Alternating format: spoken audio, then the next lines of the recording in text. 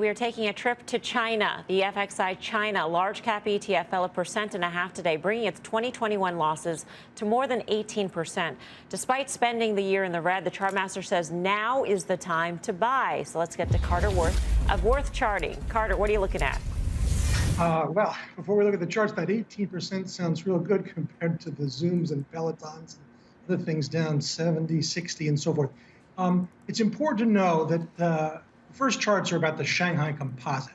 And this is a heck of a setup. If you look at the week-over-week performance, the breakout potential here in the Shanghai versus its action to the Kospi or the Nikkei, the Taiwan Straits, let's look at the next chart. It's the exact same chart, just longer term, meaning there's a lot of tension to break out when you've been at a top for more than 10 months. Those peaks are back in February.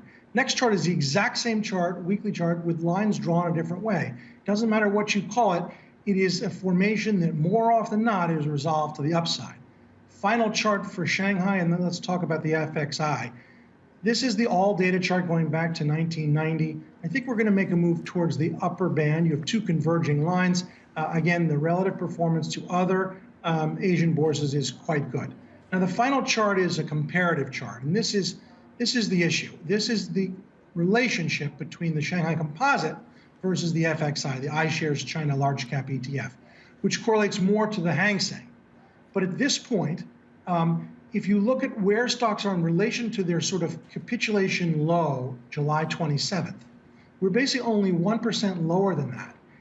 And most stocks are holding above that critical summer plunge. I think the basing process is underway and that it's right to be contrarian here and buy FXI.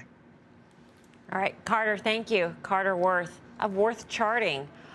We got to go to the ambassador on this trade. Tim, what do you say about China, FXI?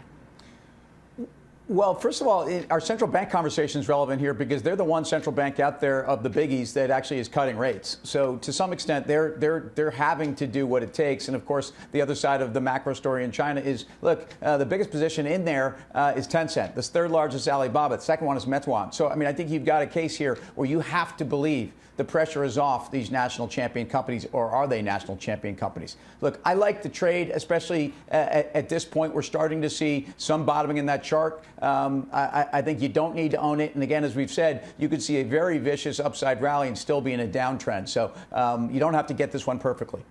Would you take a shot? I mean, I thought it was interesting that Carter put in the context of some of those, ARK Innovation ETF names being absolutely crushed. And then you have FXI and it's down 18%. You're like, oh, that's just a walk in the park. That's no biggie here, Guy. The last show you appeared, Fast Money, was December 3rd. I believe it was a Friday. On that day, Alibaba traded down to 108.70 on about 70 million shares. Felt like capitulation to me, and we've seen that a number of times since Halloween of last year. So is this an opportunity? Yeah, you've had a number of trading opportunities in BABA. So I'm with Carter. Carter is worth listening to.